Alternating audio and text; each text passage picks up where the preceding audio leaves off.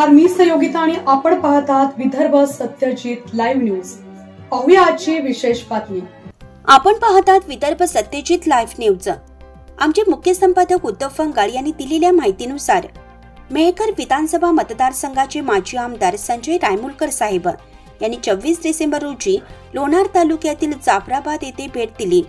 यावेळी जाफराबाद येथील धार्मिक व जागृत असलेल्या आश्रुबा बाबा मंदिराला भेट देऊन दर्शन घेतलं।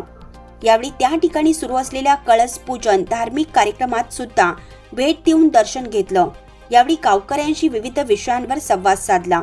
यावेळी मेहकर शिवसेना तालुका उपप्रमुख व लाडकी बहीण योजनेचे मेहकर तालुका अध्यक्ष समाधान साबळे, माजी आमदार संजय रायमुलकर साहेब यांचे स्वीय सहाय्यक विलास आखाडे यांच्यासह गावकरी मोठ्या संख्येने उपस्थित होते।